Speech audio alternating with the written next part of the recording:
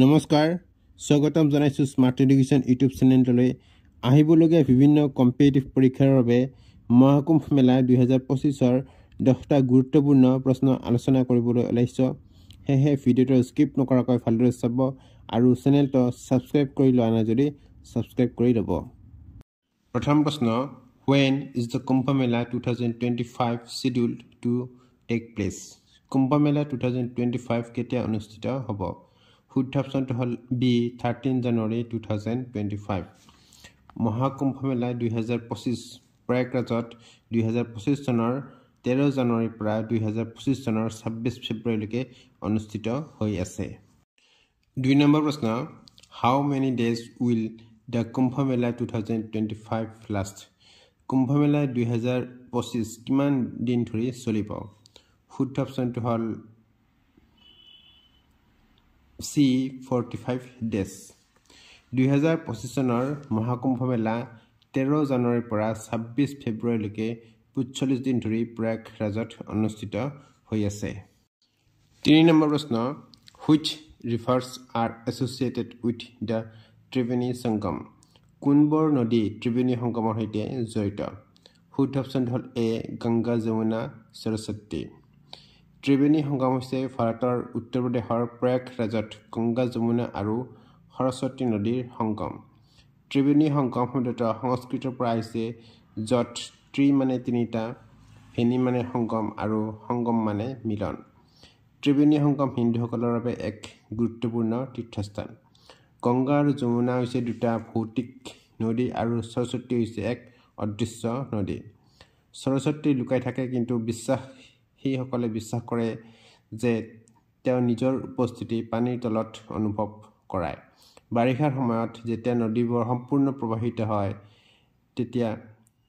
পানীৰ সংগমটো স্পষ্টকৈ দেখা যায় 4 নম্বৰ প্ৰশ্ন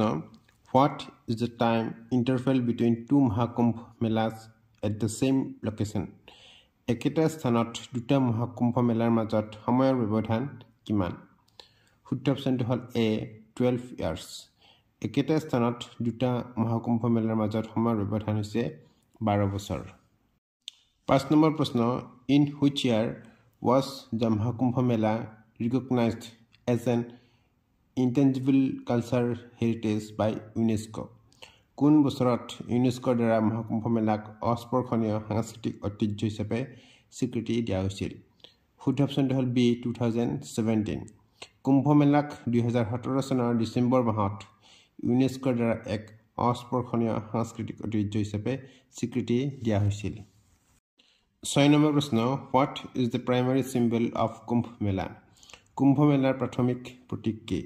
শুদ্ধ অপশনটো হল A কুম্ভ বা পট 8 নম্বৰ প্ৰশ্ন which year marked the first Mahakumbh Mela in Prayagraj after India's independence কোন বছৰত ভাৰতৰ স্বাধীনতাৰ পিছত প্ৰয়াগৰাজত প্ৰথম মহাকুম্ভ মেলা অনুষ্ঠিত হৈছিল শুদ্ধ অপশনটো হল বি 1954 ভাৰতৰ স্বাধীনতাৰ পিছত প্ৰথম মহাকুম্ভ মেলা 1954 চনত প্ৰয়াগৰাজত অনুষ্ঠিত হৈছিল 1954 চনৰ 14 জানুৱাৰীৰ পৰা 3 মাৰ্চলৈকে এই মেলা অনুষ্ঠিত হৈছিল 8 নম্বৰ প্ৰশ্ন which Indian city is also known as the city of Sangam কোনখন ভাৰতীয় চহৰক city of Sangam বুলি জনা যায়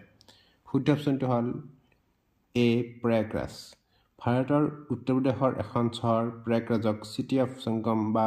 সংগমৰ চহৰ বুলি জনা যায় এই চহৰখনত গংগা যমুনা আৰু সৰস্বতী নদীৰ সংগমস্থল ত্ৰিবেণী সংগম আছে প্ৰয়াগৰাজক মহাকুম্ভ মেলাৰ চহৰ বুলিও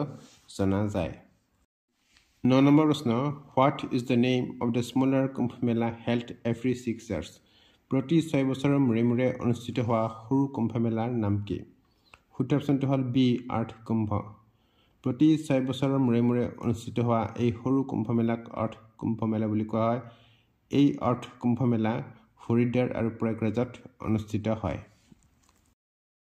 10 নম্বৰ প্ৰশ্ন what is the name of the mobile app launched for Kumbh Mela 2025 কুম্ভ মেলা 2025 বাবে মুকলি কৰা মোবাইল এপটোৰ নাম কি